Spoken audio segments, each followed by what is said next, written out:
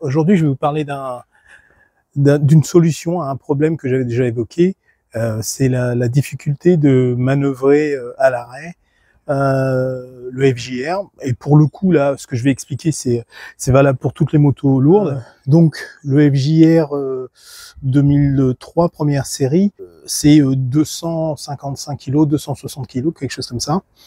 Et le truc, c'est que entre les panières, le top case, les brackets, les fixations pour fixer tout ça, plus ce que vous transportez dans le top case et les panières, je dois friser les 300 kg. Donc, l'idée de, par exemple, retourner sa moto sur la béquille latérale, ça va pas le faire. Hein. Le FJR, jamais ça va marcher.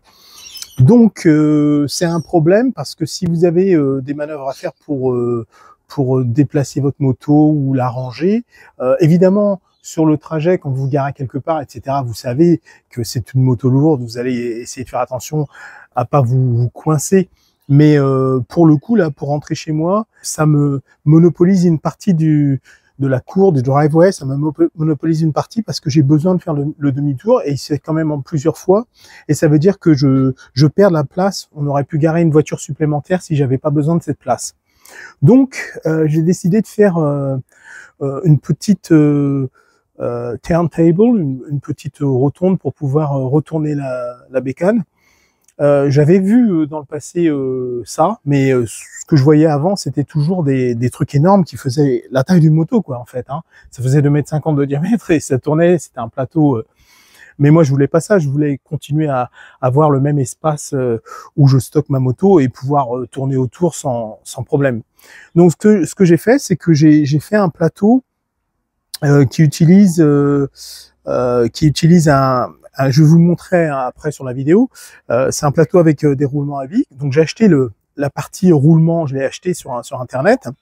Ensuite, j'ai pris les mensurations exactes de la moto, où je voulais la béquille, etc. Et j'ai fait découper par une société qui fait des pièces en métal. Je leur ai fait découper une plaque cylindrique de 45 cm de diamètre, ce qui correspondait à mon besoin, donc 450 mm. C'est ce dont j'avais besoin pour avoir un peu de marge et si jamais on n'est pas parfaitement au milieu, pour quand même pouvoir placer la moto sur la béquille. Et donc après, j'ai percé des trous sur cette plaque, et je les ai chanfreinés pour que mes vis affleurent. Et ensuite, j'ai trouvé une dalle adhésive, non pas adhésive d'ailleurs, une dalle en caoutchouc épais, que j'ai collé avec une colle adhésive type colle de sol en fait, hein, que j'ai découpé à la forme de la plaque.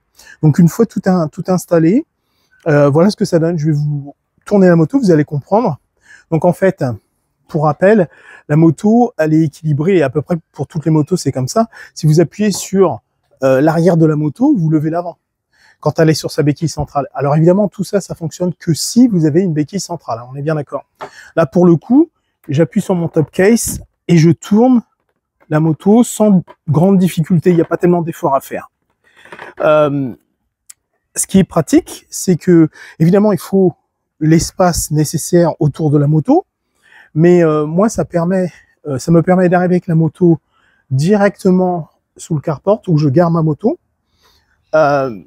de béquiller ma moto sur la béquille latérale, d'aller chercher pour l'instant d'aller la chercher parce que je l'ai pas fixée au sol et je compte pas la fixer, mais je vais sans doute repérer au sol où est le meilleur endroit pour pouvoir la placer. Mais le but, c'est de mettre la moto nez en premier, directement à l'emplacement, placer ma petite turntable en dessous, mettre la moto sur la béquille centrale et la retourner. Et comme ça, le matin, je suis prêt à partir. Je fais peu de bruit parce que je me lève assez tôt, je veux pas réveiller tout le monde à retourner la moto le matin, etc. Donc je le ferai quand je rentre avec la moto le soir ou dans la journée. et je retourne la moto. Et ça permet immédiatement de libérer de l'espace dans le driveway parce que j'ai pas besoin de tout l'espace dont j'avais besoin dans le passé pour pouvoir retourner la moto. Pour rappel, en plus, le FJR, c'est pas une moto qui braque fantastiquement, c'est quand même assez large, et entre les panières et le top case, vous faites pas ce que vous voulez, quoi. Donc ça me faisait faire au moins 2 ou 3 mouvements aller recul pour pouvoir la mettre en position. Donc pour moi, c'est la solution idéale. Ça coûte pas trop cher, c'est pratique. Je pense que c'est fiable parce que comment la platine, elle est donnée, le système de roulement, il est donné pour une résistance de 500 kg. Donc on est loin du compte, on est à peu près à la moitié, quoi. Donc normalement, ça devrait tenir dans le temps. Je recommande, parce qu'il y a des gens qui m'ont dit oui, ce serait pas mal de l'inclure dans le sol, en fait, de creuser un peu l'emplacement et de mettre la rotonde dedans. Mais je conseille pas de faire ça parce que si jamais vous avez de la pluie, de l'eau qui, pour le coup là, c'est un garage, il y a de l'eau qui peut couler dans le driveway. Et qu'est-ce que va faire l'eau? Elle va descendre sur le point le plus bas et ça va être où il y a justement ce roulement. Donc c'est pas un truc à faire parce que vous allez abîmer vos roulements en peu de temps, quoi. Mais voilà, je pense que pour moi c'est une solution viable et je recommande. Je ferai une autre vidéo à ce sujet-là où je vous montrerai comment ça se passe parce que j'en ai une autre à faire. J'en ai déjà une autre à faire, mais voilà, je vous montrerai avec cette autre comment j'ai procédé pour faire tout ça. Voilà, j'espère que ça vous donnera des idées. Ça coûte pas bien cher et c'est vraiment pratique. Merci, ciao.